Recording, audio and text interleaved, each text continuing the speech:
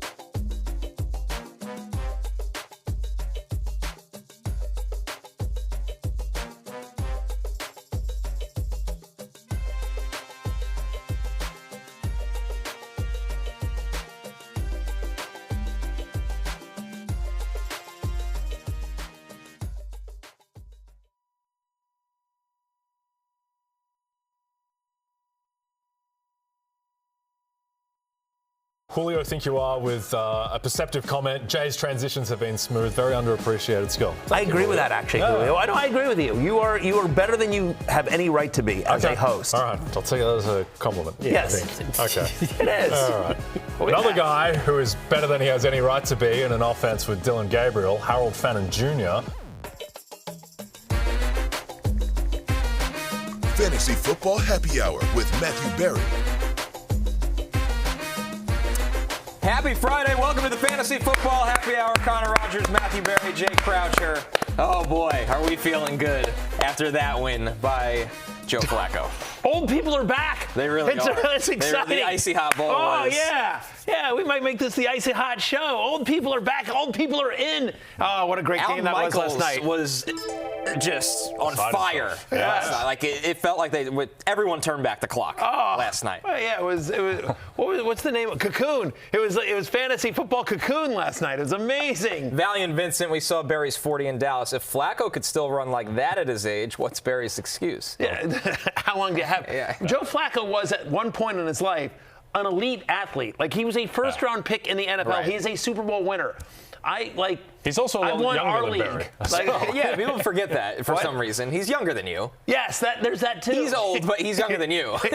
Everyone's younger than me. Also, he didn't run fast. He just ran. Right. That was it. Amazing play call. Yeah. It was 8 miles per hour. There was some build-up speed there. Like after the first 5 steps, I was like, he's still a professional athlete. He can move a bit. What gets so skewed is, and I know Valiant Vincent is joking, of course, trying desperately to get into the power rankings. I don't think you're going to make it this week. I got news for you, buddy. Keep trying, though. But I like the effort. I like the last second, shot trying to get in there. But because we're so watching all these athletes, like Joe Flacco is of course slow compared to when we're watching Jamar Chase or DK Metcalf or somebody flying around. But in real life, Joe Flacco is perfectly fast. Oh yeah, it's like how Stephen Curry is 6'3". Stephen Curry is very tall. Yeah. You see him next to Victor Wembanyama. Yeah, you're like 5'7", 150. Yes, it's ridiculous. Yes, it skews your 100%. Perspective on all these guys. It's like when the offensive linemen run the 40.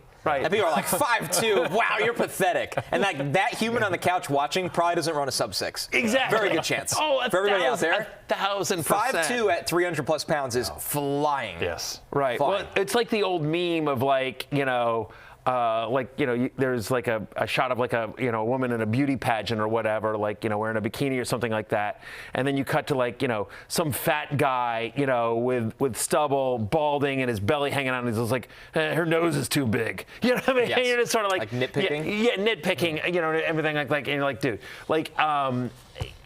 just right. Joe Flacco is a very good athlete. He just looks slow compared to exceptional athletes. And by the way, he was great last night. He was awesome last night. We're going to answer your questions on what's on tap. Jay and I have our pickup lines for Matthew, as we always do on Fridays, but it's all about Joe Flacco to kick off the top of the show. As you see the scoring leaders from Thursday Night Football, nuclear performance from Jamar Chase.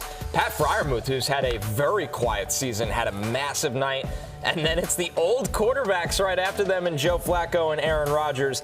We got to hear from Joe Flacco and Ja'Marr Chase on the Bengals offense all coming together. This is such an emotional game, but like sometimes, especially as a quarterback, you got to take the emotions and the want-to of like looking ahead at the results. You got to just take that out of play and just go play football. And, you know, hey, we got Ja'Marr on an out route. Oh, they're off of him. Just throw it. The simple thing. It just goes back to the basics and not worrying about the result in the moment, just playing the play and getting our guys in position to go win it. We know we was close. Last week we felt like we just figured it out about how we're going to go about Flacco and just the offense, period. I think today showed what we're really capable of and, you know, show how prolific this offense really could be. This is a tweet from you, Matthew. Yeah, you know they're going to change the rules so Flacco can win Comeback Player of the Year again, Croucher JD, which is, of course, you on Twitter. Yes, and then I tweeted in response, it's going to be a rough show tomorrow, which is today. Off the top, we played a clip about the quality of my transitions. There we go. Comeback Player of the Year, Joe Flacco. Comeback Player of the Year, Joe Flacco. Possibly I'm standing on the set. back to back. I'll remain seated. Back to back. Comeback Player of the Year, Joe Flacco. Look, he came back from sucking once again, so now why can't he? If he leaves, re-sucking? Yes, exactly, Jay Croucher. Look at their upcoming schedule. They're home to the Jets. They've got 10 days to prepare for your Jets. They've got 10 days for a home game against the Jets. Then they get Chicago at home. Then a bye week. Then they're at Pittsburgh again. Like this schedule actually lays out very nicely for this offense to get going and actually stack some wins and get back into what isn't a division that scares you all that much. With the Ravens struggling, obviously the Browns are out of it. Look at their upcoming schedule after the bye. So all these Steelers defenses suck. Yeah, I mean, Every one of them. Was that New England? New England's pass defense isn't like it's fine, but they're not super It's dependent imposing. on Christian Gonzalez, basically. Yeah, Ja'Marr Chase is going to go for 300 yards in those two Ravens games, as he always does. The Bills don't have a great pass defense. No. Dolphins, Cardinals, the Browns, we'll see what they're like by week 18. But like you look at that 16, first off, fantasy playoffs, week 15 against the Ravens, week 16 at the Dolphins. That game is on our air. I bet we get flexed out of that one. And then I think we're not airing the Dolphins in week. I don't think we get flexed out of it. I think we're going to flex out of it. I think we're going to flex out of it, or the NFL will flex us out of it. But then the Cardinals and the Browns, like if they can basically play 500 ball here, you know, maybe stack a few wins, they've got a real shot here again, especially if the Ravens don't get figured out. Like the one reason why that might not get flexed out is that could be the return of Joe Burrow. Which would be certainly warrant a primetime spot. A couple quarterback controversy. Yeah, I mean, that's right. Right, because now, like, the concern here was, because we were like, hey, I can't tell you how much crap I got online, and we also got as well. When the trade happened, we were like, this is going to be great for Ja'Marr Chase. This is going to be great for T. Higgins. Everyone was like, that old man behind that line, he's going to get killed. I got so much crap online about what a terrible take that was. Flacco sucks. The Browns gave up on him. And we're like, hey, all due respect, first off, he'll get rid of the ball quickly behind that line. He only got sacked once last night.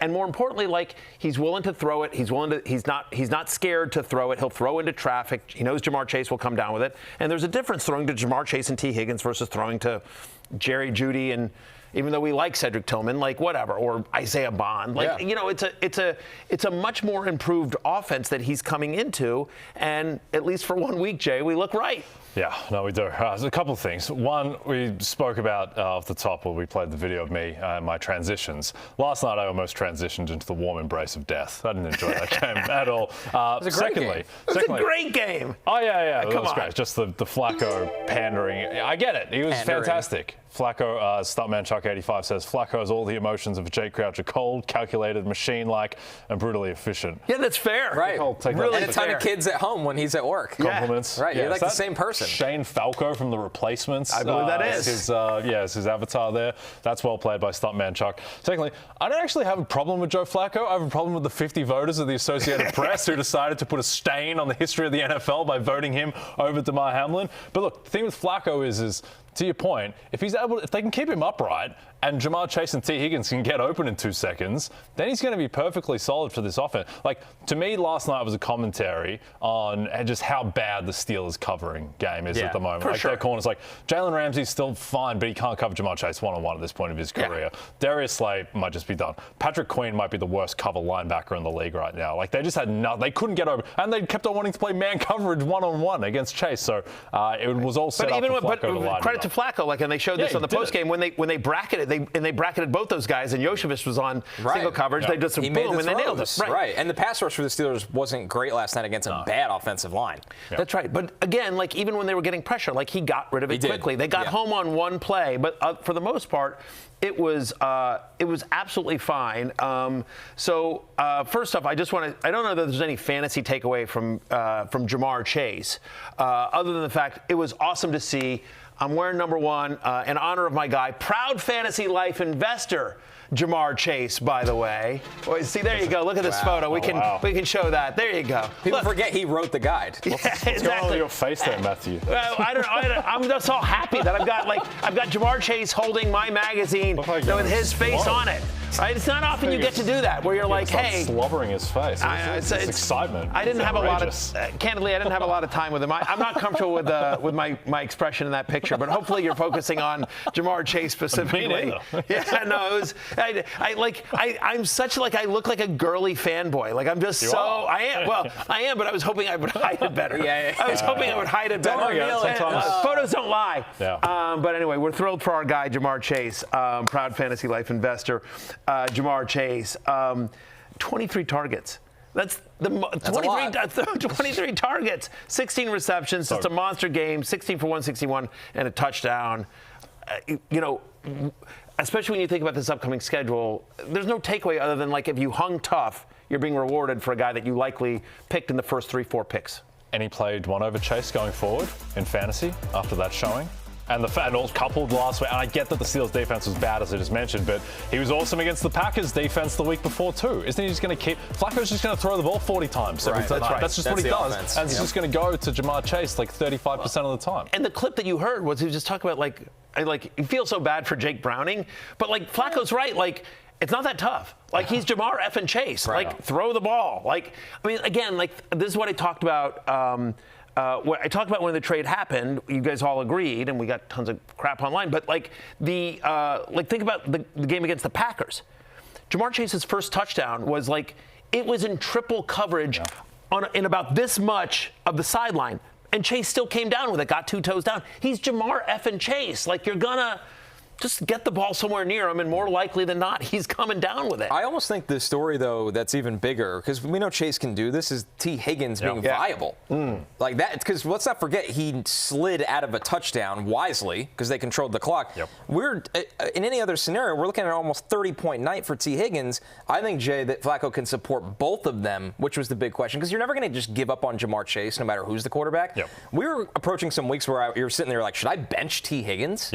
No, I agree. And the beauty there for Higgins, as well as Chase, is that the Bengals defense is a comedy show. Like, it's an absolute comedy show. They got no answers for anything. Like, it's just an absolute mess. And Flacco is going to have to keep throwing, and it seems like he's going to be able to support these guys. So, yeah, I think T. Higgins now goes back to being a must-start type of player. 22% target share. He's had at least a 20% target share in both games with Flacco's. His 2 best games of the year in terms of yards and receptions have both been in the last 2 weeks with Joe Flacco under center.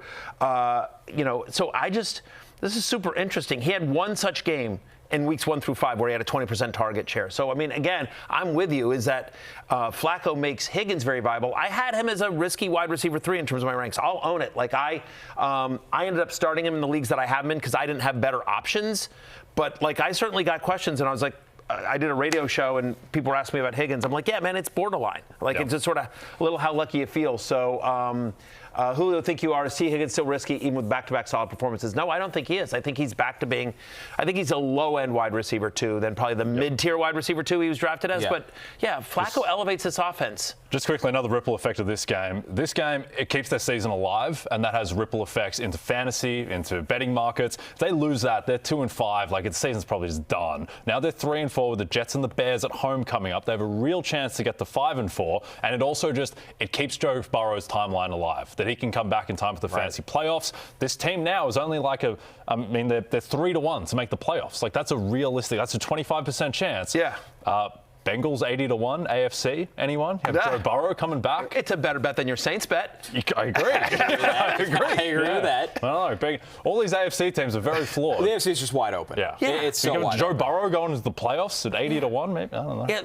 the only AFC team that I feel good about is the Chiefs. Yeah. The Bills have lost 2 in a row. The Ravens are a disaster right now. The Chiefs the Chargers have sort of looked human. They barely beat the Dolphins. They lost 2 in a row before that. Like Denver could barely beat. The third best team in the AFC right Jets. now is the Indianapolis Colts. Like, That's literally. Right. Yeah. So it's wide open. Chiefs definitely the team to beat. Should be the favorite, I think. But their defense isn't amazing. Like, it's not the defense. Like, you go Joe Burrow. Joe Burrow can beat anyone on a given day. The only buzzkill I'll have about that is the 3-month timeline was the minimum. Sure. And that injury has a high variance of beyond 3 months, so we'll see. I mean, if Joe Burrow's going to try to come back if they're in playoff position, I get that. We're all over the rails, and I'll just say one quick thing about this, though.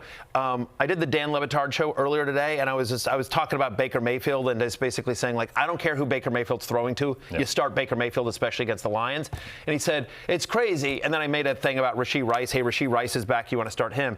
And Dan made an unbelievable point. He goes, isn't it crazy? Like, Baker, it doesn't matter who Baker Mayfield's throwing for. He's the leader in the MVP. But now Patrick Mahomes finally gets some wide receivers back, and he's good. Yeah. And I'm like, I get it. I mean, like, it's Mahomes. But I'm like, that's kind of fair. Yeah. I mean, just honestly, that's been the excuse that people have been making for Mahomes. And here's Baker Mayfield making Tez Johnson and Cameron Johnson a thing. Cade Otton.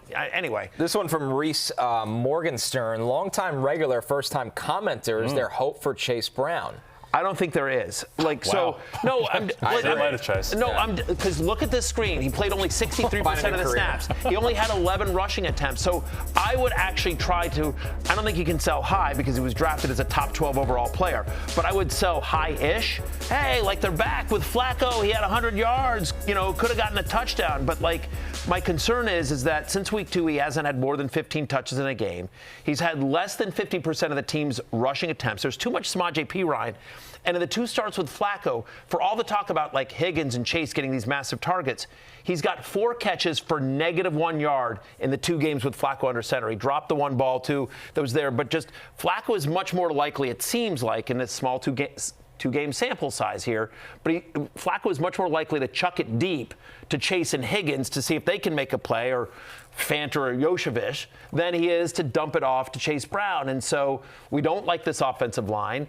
He got one goal-to-go rush attempt in this game, wasn't able to convert it. They gave one to Perine as well. So I actually think the underlying numbers still suggest this is much more of a timeshare, and he's not involved in the passing game. So if you could get, running back 2 value for Chase Brown, even low-end running back value too, I would do that off this game. And the Steelers' run defense hasn't been good this year. It's kind of a myth. You think of the Steelers, you go, you can't do anything against them. Teams have ran on them this year. Yeah, it's the best he's looked all year, but they're still, even in a game in which he was moving the ball, they still wanted Perine out there. Yeah, the Steelers' defense, it's just a bad defense. It's been a bad defense all year. They had a resurgence against Dylan Gabriel. Thought maybe they'd turn the corner off of the bye. No, it's just the bad defense. Like, the D-line just can't get the pressure that it did last year. Linebackers are poor. Secondary is poor. Until they prove it, you just have to go forward thinking this is a very favorable matchup. The Steelers' offense, an even more interesting storyline out of this game, Matthew. DK Metcalf scores a season-low 8 fantasy points. Looked like after that bomb in the first quarter, okay, DK is going to be getting his today.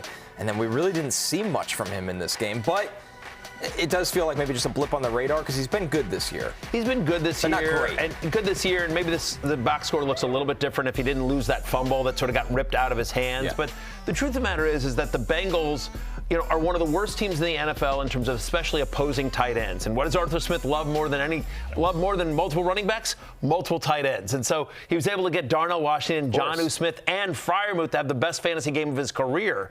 Like, this was the ultimate Arthur Smith, all 3 tight ends were all involved. 3 tight ends got in the end zone. This was Arthur Smith's chef's kiss masterpiece is what this was. As well, didn't get into a victory for him, but I don't know.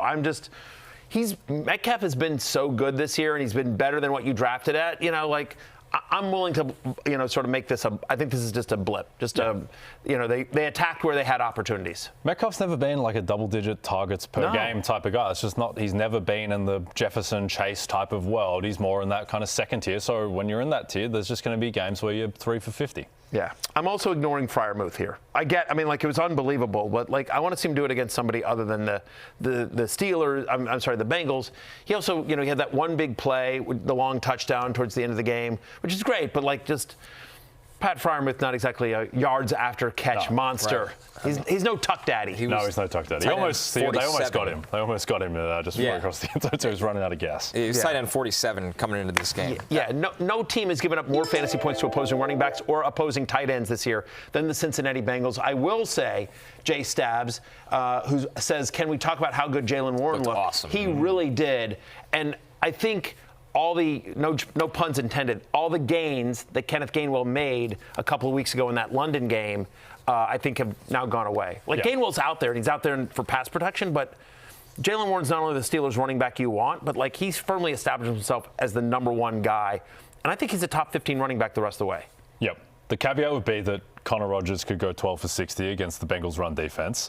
That is the issue, because they haven't been efficient on the ground until this point. But the good thing is that they have leaned into this being a run-first offense, bringing in Darnell Washington to block, playing 6 offensive linemen. They're going to run the ball first and foremost, and then Aaron Rodgers is going to play off of that. And if Jaylen Warren is the number one guy in a competent run-first offense, then he has to be a top 15. Arthur Smith always has a competent run-first offense. For all of our jokes about him, he calls a good run game. He legitimately does.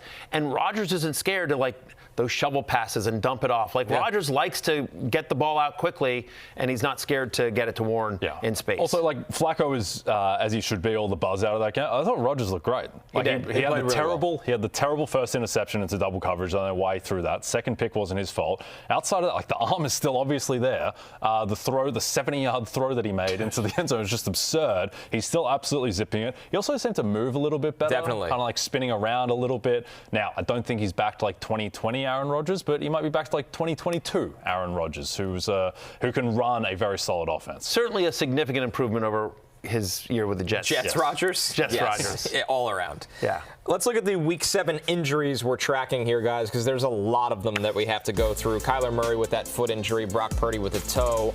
He's been trying to work his way back. Chuba Hubbard with the calf, DeAndre Swift with the groin, CeeDee Lamb working his way back with the ankle. Mike Evans might be a game-time decision with his hamstring. Marvin Harrison with the concussion.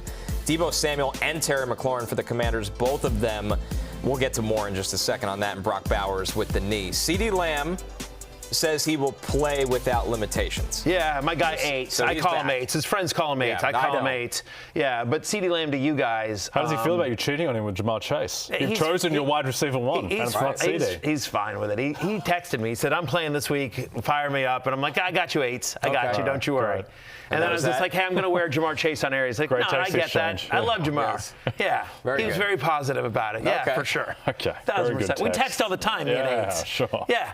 A lot of people don't realize this, but the famous clip of him snapping the phone out of his girlfriend's was for me. Because he was just like, wait, don't be talking to Matthew. That's my guy. That's true. And so he snapped it out of her hands. And it's just like, Eights, I'm true to you. I got you. Okay. Great chat. Yeah.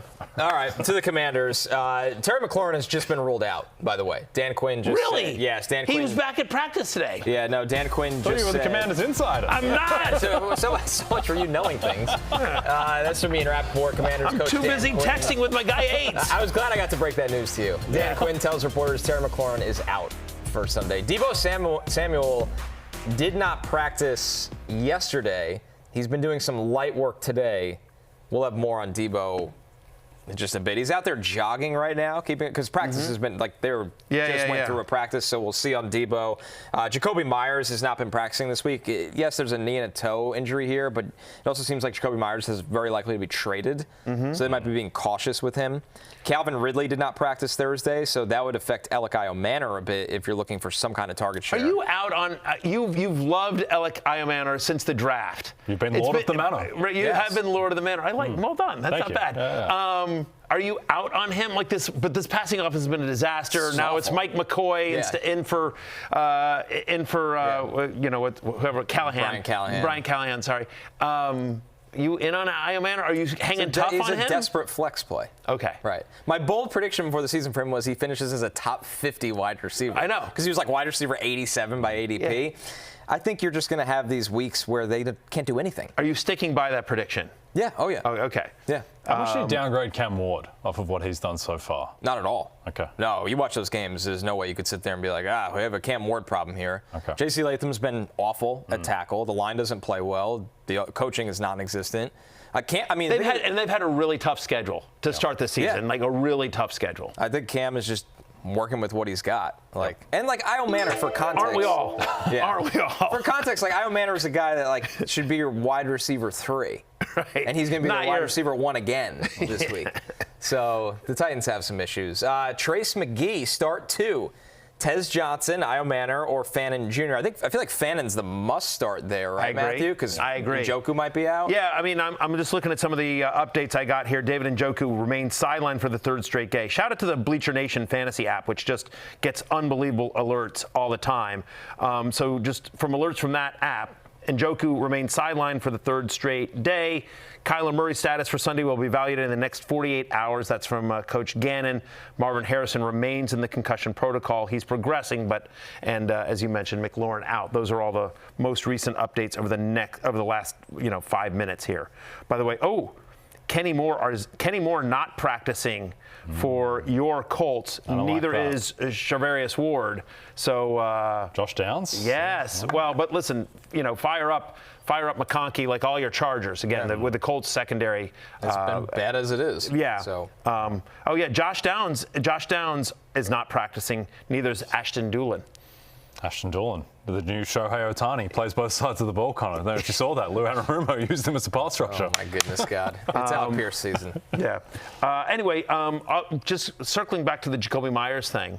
I know a guy that you were high on coming out of the draft as well was Jack Besh, who had an 80% route participation last week. That was the highest of the season. We haven't really seen it show up in the box score, but I know as a prospect you liked him a lot. Are you still in on him? Yeah, I am. I don't love this offense right now. Of course. It's been a bad year for Geno. The line hasn't been good, but they might be struggling so much, the Raiders, that they're playing in these scripts where it's like, we have to throw the ball because we're down 20 points. That's where Besh would come in because he's so good in the short and intermediate range. And if Meyers isn't playing, like opposite Trey Tucker, and like they're probably going to traded eventually. Yeah. And Brock Bowers has been out for a while. Yeah, Jack Besh is a really interesting stash. More of a dynasty stash, but I wouldn't be shocked if with all the injuries and bye weeks we have, by week 10 we're like, Jack Besh can go for 5 for 50, and you hope he catches a touchdown. Yeah.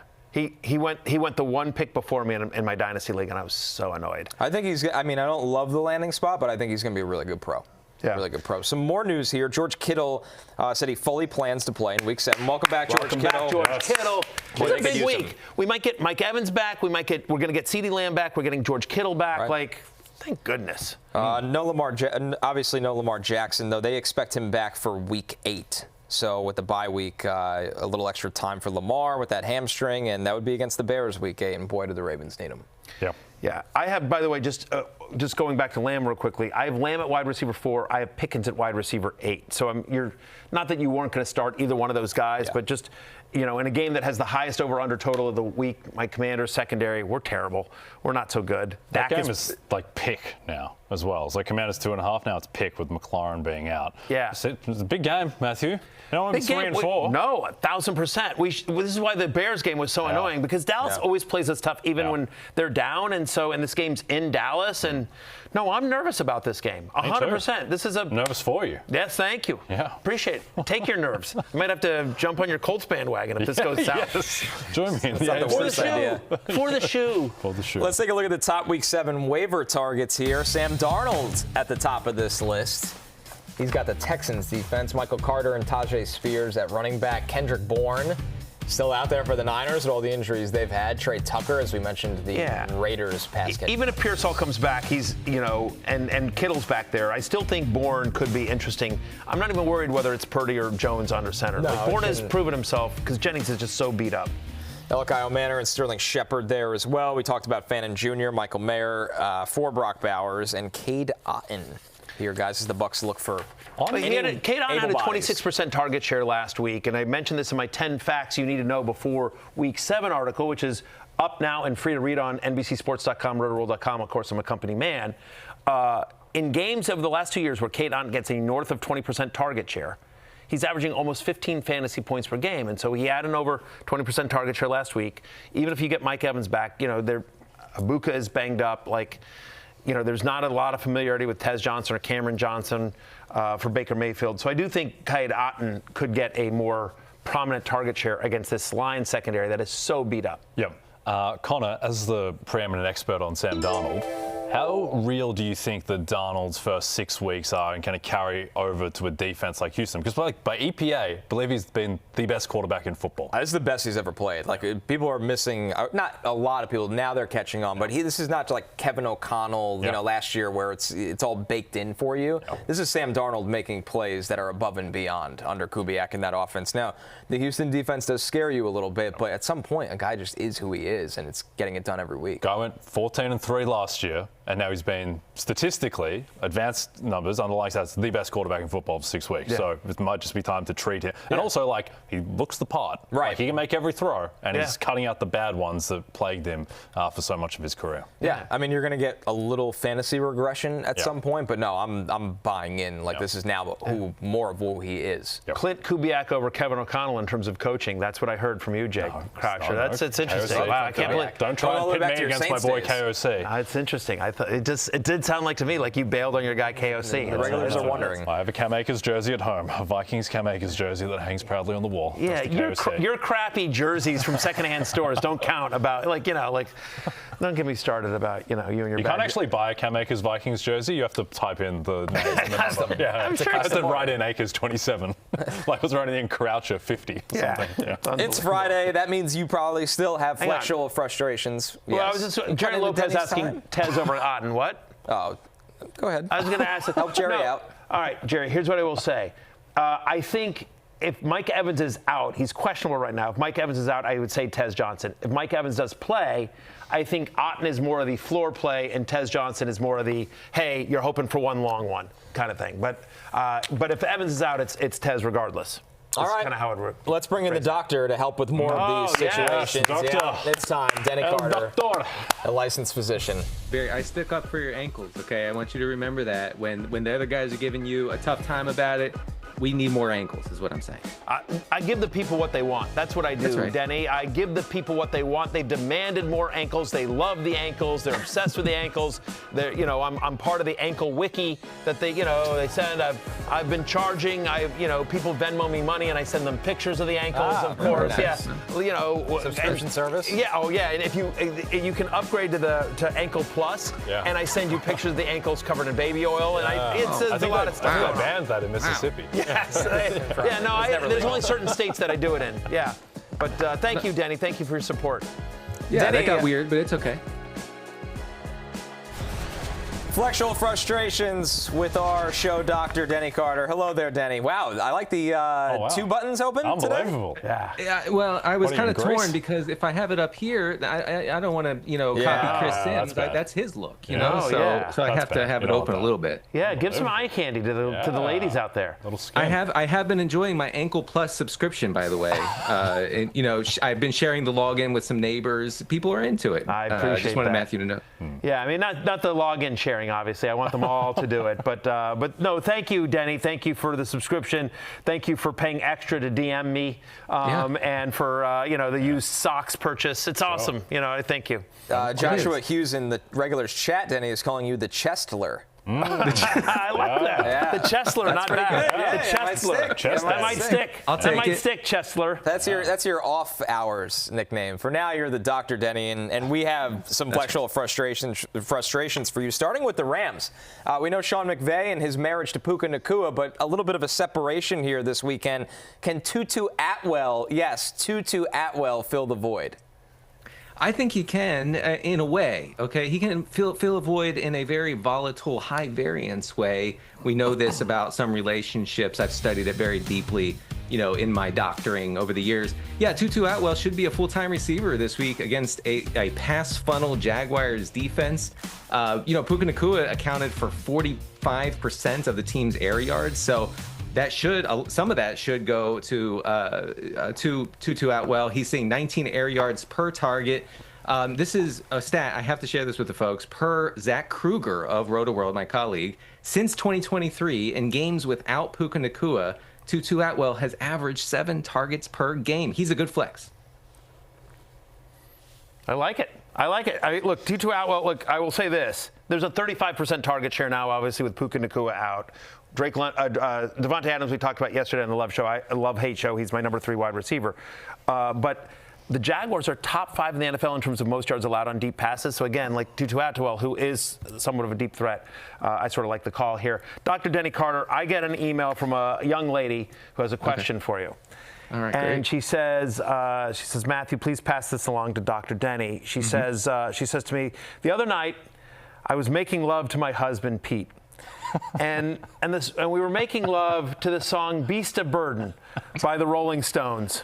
Good one. And in the middle of our passionate lovemaking, he stopped and looked at me and said, Burden, I wonder, should I start Luther Burden this week, honey? I didn't know what he was talking about, Dr. Denny. We weren't able to finish our lovemaking because he's so concerned about Luther Burden. I'll choose a new song next time, but what should my husband do? It's a good song, you know, for that activity, I will say. So great selection there. This is obviously someone who knows their music, and I appreciate that. But yeah, I think Luther Burden could be your Beast of Burden. This week against the Saints, he only ran 40% of the routes last week against Matthew's Commanders, but he was targeted on 31% of those routes, which is a very high rate. DJ Moore might be out. He did practice in a limited capacity on Thursday. We'll see what his Friday status is. But the Saints are allowing the 11th most fantasy points per game to wide receivers, so it is a good matchup. I think we're going to see the Beast of Burden worked into this Bears lineup more and more as the season goes on. Okay. Dr. Denny, wanted to talk to you about flex with older men, which is a subject that's close to Matthew's heart. It really is. Sterling Shepard was born in the winter of 1993. He's 32 years old. Makes him a year younger than me, which doesn't make me feel great. But with the banged-up receivers for the Bucs and also the banged-up secondary for the Lions, can you start this older man in your flex, Denny? I think he can get it done, one time. I don't know about multiple times. I don't know about the recoil situation here for Sterling Shepard, but I think one time he can do it, okay? It's a good matchup against a banged-up Lions secondary. Mike Evans might still be out. We're going to see. Keep it locked to rotoworld.com for injury updates on Mike Evans. Godwin is out. Ibuka is out. Shepard could be the wide receiver 1 here in, again, another pass funnel matchup. For the Bucs, this game has the second highest total of the week. There will be points to be scored here. It doesn't really matter that Sterling Shepard is not great at this point in his career. I think you can get away with it. It's a good game environment. You throw him in your flex. Great stuff as always, Denny's. And for more Flexual Frustrations questions, Denny has a live Q&A promo that you could check out right after our show. Thank you, Denny. Thanks, guys. Denny. Definitely a recent photo, too. I like it. You gotta do something about the hair in that photo. The doctor headshot. Looks like it's been taped on. Yeah, it's going on there.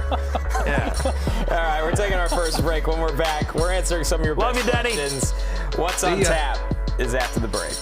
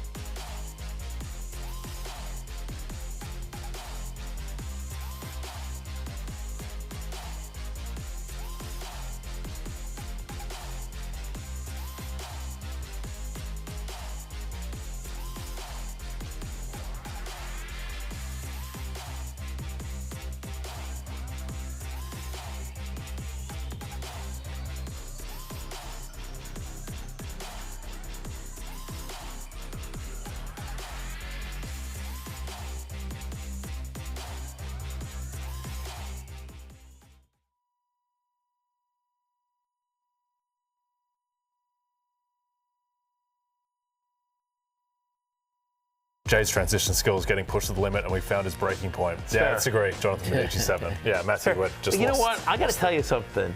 Jonathan Medici 7 is having a strong week. Yeah, he's been on the heater. He's been on a heater this week. Like good volume play. Yeah. I would not be surprised if he is very high in the power rankings for the regulars come Friday, tomorrow. You get a lot of carries, get a lot of targets, you reach the end zone. Is he the Rico Dowdle of the regulars? Like suddenly Medici getting a lot of run, and all of a sudden he's Might like be more like the Bijan Robinson. Yeah, I don't know. That's high praise. I don't know. I don't know that he's breaking. More breakout, I think. Sure. More the Rico Dowdle of the regulars. Let's take a look at the Week 7 Whoa! regular power rankings. Unbelievable. Medici up 6. A massive rise from Medici. At what point does Clark Brady come out of that number 1 spot? Is it just he watched 12 hours and so he's in there forever? No, I think next week is the potential week of the shakeup. Wow. Medici, though, clearly getting supplements from Dr. Denny Carter with this kind of rise. I mean, there's something's happening here. Tej up 2, raise the flags, dropping 1, but that's fine. It's still a top 3 play. But Mr. T making his debut on the list, Aloha Bricks. He's slowly been climbing up. Yeah, Aloha Bricks. Good floor with Aloha Bricks. Absolutely. Valiant Vincent was not ranked last week, but makes his debut on the list this week. Johnny Dangerously down 3. Tough week for Johnny Dangerously. Yes, he needs to bounce back as well. Not enough risk this week with Johnny Dangerously. But it's nice to see some new names on the list. Ved is up there. And who made his username dedicated to the show. Yeah, that's actually Eddie Vedder. People don't know that. Yes, might Eddie Vedder, happy hour regular. And Cade Gemma 89 about to be deregulated, about ready to go regulation, right? Deregulated, yeah, that works. Well, what is it when in the Premier League when it's regulation? Relegated. Is it deregulation? Deregulated is something completely different. No, that's what the regulars are. But Jay Stabs, Julio, thank you, are others receiving votes. I like that they make the list. They that's some nominations. There you go. Congratulations to everyone that made the list. Good luck to everyone else next week if you can get in there. Hope Medici up 6. That's a big move. New York rise. What's on tap is brought to you. Simpson of, that's right. That's beating Georgia on the road. Yeah. You know, that's what that is. Yeah. What's on Tap is brought to you by Bud Light, the official beer sponsor of the NFL. Sundays are easy to enjoy when they are full of football and the fridge is filled with beer, and we're going to make it even easier for you by taking some of your questions. Yes, this sir. is the first one right here. From Ved, who was on the power rankings, of course. Half PPR, pick 2. Keenan Allen, Pacheco, Montgomery, Evans, Algier. Okay, so it's a buffet of options. It really is. So here's what I'm going to tell you. First off, we're no on Pacheco. So I think it really comes down to Mike Evans. Does Mike Evans play? If Mike Evans plays, then I think it's the 2 wide receivers. I think it's Mike Evans and Keenan Allen against that Colts secondary that we talked about earlier, Jay, that's so beat up, right? But if Evans is out, then I think it's Allen and Montgomery. You know, Montgomery against the Tampa Bay Buccaneers run defense is really good. They're a pass funnel defense. I think this is a big Jared Goff and the wide receivers game. And obviously Gibbs gets more run than Montgomery, but if Evans is out, I certainly like Montgomery's chances of getting into the end zone more than like Pacheco or Algier. Yep, I agree with that. Mike Evans, also, they're not going to rush Mike Evans back. Like, this team is playing the long game. They're minus 400 or whatever to win the NFC South. Like, they are playing for January. And so if he's not right, then he won't play. If he is right, I think he's just going to be full go. I think he would just be Mike Evans that you fully expect. Yeah, I think that makes sense. Our next question here from Luke B., who asks, Kendrick Bourne, Matthew Golden, Bam Knight at the flex. Yeah, I mean, I think it's between the 2 wide receivers here. I don't want any part of, the Arizona backfield there. We're still not sure if it's going to be Kyler Murray or Jacoby Brissett. Michael Carter gets too much run to make anyone comfortable. I don't know that I love the matchup either against the Green Bay Packers, right? So it's not Bam Knight. I think if I have to swing for the fences, I guess Golden, but I have Kendrick Bourne ranked higher. I'm at 31. I have Golden at 35. I just feel like, again, even with the uncertainty, because Bourne's production has been with Mac Jones, and there's a chance that Purdy plays this week. Yeah. Obviously, you've got Kittle back. He's going to get some target share. There's a chance Ricky Pearsall's back this week as well. So there's a lot of unknown about Kendrick Bourne, but he's been so good for the last 2 weeks, and that there's a chance that those guys are eased back in. I feel better about Kendrick Bourne versus Matthew Golden, who, usually the Packers, especially against Arizona, it feels like a big Josh Jacobs day, big Tucker Kraft day. Dobbs has been good. I'm going to go with Bourne. Yeah. I don't know if you guys disagree with that. No, I think what the reporting seems to be trending towards is that Mac Jones, again, Kittle plays, Pearsall probably doesn't play, and then Juwan Jennings, if he wants to limp around out there, he can play. But I would say your median outcomes, that Kendrick Bourne is wide receiver 1 on the Niners this week, catching passes from Mac Jones, who he has a rapport with. The other thing is, you don't have to make the decision until Sunday. So if all those guys are going to play, then play Matthew Golden. If they're not, then Kendrick Bourne. You have the opportunity, my friend Luke, to ask us again Sunday morning on Fantasy Football Pregame at 11 a.m. right here on YouTube. And, of course, Peacock. We go all the way till 1 o'clock. We answer more questions than any other pregame show. So, yeah, you could ask it again, and maybe we'll have more information. But at the moment, I think the answer is Kendrick Bourne. We agree. Right, our last question here from El Segundo. Flex Sutton or JCM, a.k.a. Bill? PPR league, a lot of flexual frustrations here. Yeah, I mean, look, this is a tough one, obviously, because Sutton has been pretty good. But I'm going to go with Bill. I'm going to go with Jacory Croskey-Merritt. Just the guaranteed touches of the running back. 18 touches last week in Week 6. He got 78% of the team's running back touches. We've talked about this. Terry McLaurin, once again, he's going to be out. Deebo Samuel is either going to miss this game or be less than 100%. So I could see them leaning on the run game in a game on the road at Dallas without a lot of pass catchers. Remember, the Cowboys have allowed 85 or more rushing yards to a running back in 3 straight games, including letting Rico Dowdle go for over 200 yards against them. I think it's JCM. I'm with you on this one, Matthew. The Jets took away Sutton last week, and Bo Nix looked lost without him. Sutton had the one catch. Sauce did a good job on him, but outside of a couple first-quarter Evan Ingram questions, the Broncos' passing offense, it's kind of hard to figure out after Sutton. So if the Giants go in and say, we're going to do our best to take him away, you'd be a little nervous because of the usage to not go with Bill. I think that's one of the underreported stories of the NFL so far this season is that Bo Nix has taken a big step back. He's been terrible. For a guy that everyone was so high on after last year. As a top 10 quarterback in fantasy. Right, rightfully so. But, I mean, we also, this is a guy that, led them to a playoff game, and they, threw a long touchdown against the Bills. I mean, they ended up losing badly in that game, but it wasn't because Nix was, No, but I think a lot of Nix's production last year came against bad defenses, and it was the defense that largely carried the team. It was the best defense in football, and I think Connor was seeing that, what does Bo Nix do? He throws really short stuff, and then he throws it deep, and there's not, I don't think yet, a lot of nuance with the intermediate stuff and the over the middle of the field stuff. Right, and he's not. When he started last year, he was running a lot. Yeah. That helped a lot in fantasy, but he's left a lot of throws out on the field so far this year. Maybe he picks it up and he did that last year. He was better in the second half, but it just hasn't looked good. The Denver offense doesn't look great. After last year, before this season, if you rank the rookie quarterbacks from rookie season, Jaden Daniels would have been number 1 by far. Probably then Nix, then Williams or May, and those two flip-flop, right? And then you get into McCarthy, whatever the Rattlers of the world and that kind of stuff. So, but this year, how would you rank them? So Jaden would still be number 1. Over Drake May? Drake May would be 2. I got into a fight with Patriots fans online, because my guy Dev McCourty. FNIA. Yeah. The desk. Which, I mean, listen, it's going to be, there's a lot of ball left. It's Devin McCourty, who's my guy. Devin was giving me a little grief, and he's just Drake, we were talking about the Patriots win, and he's just Drake May, the best quarterback of his class. I'm like, whoa. Yeah. Jaden Daniels had probably the greatest rookie season of all time, and then won multiple playoff games, including as a 10-point dog in Detroit, who's a Super Bowl favorite. Drake May's been awesome. It's been 6 games, basically, this year. And he won a game on the road at Buffalo. That's the big thing Drake May's done this year. Yeah, and the Buffalo, who just lost to the Falcons by 10 points, and their defense isn't very good. And Michael Penix is not in that combo, but he's been better the last couple of weeks. Yeah, but would you put Penix over Bo Nix right now?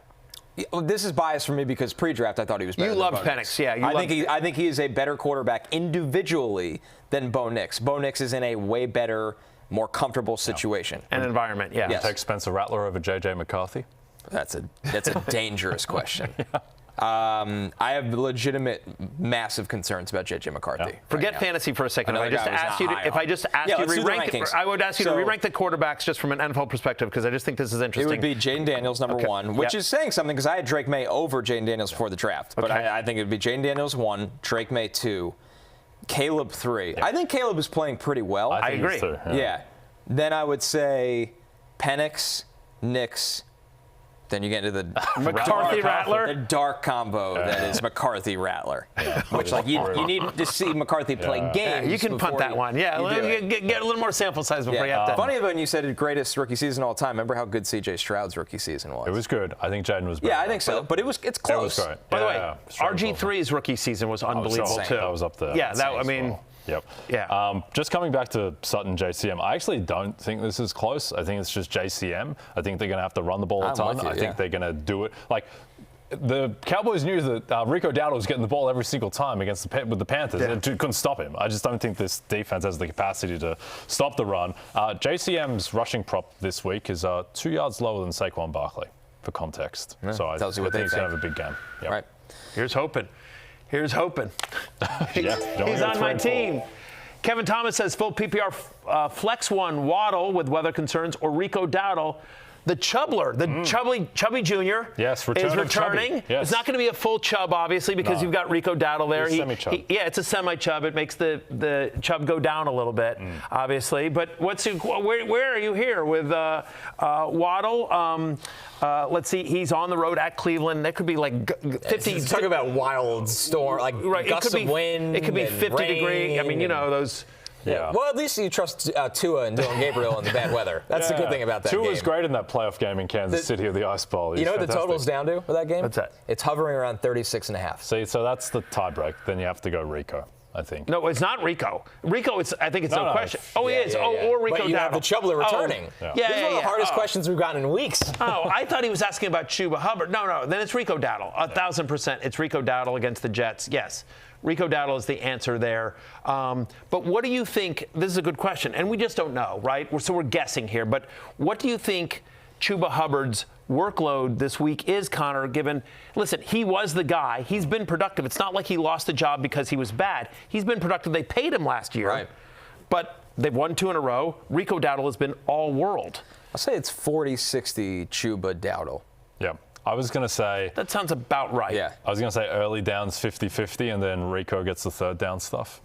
I could see that, too. Makes sense, but... But Hubbard started his career as a third down back. He was the third down back to McCaffrey when Chris McCaffrey was there. Yeah. So, I mean, I could see them Rico started this year as the third down guy. I know, but you could see Rico Dowdle be the first and second down guy, and then they bring in and they just flip the role. Yeah, I go 40-60 in favor of Dowdle. It'll be interesting to see. But either way, I think he's a risky start if you have Chuba Hubbard. Right, again, like you like the matchup against the Jets here. So Panthers favored to go to 4-3.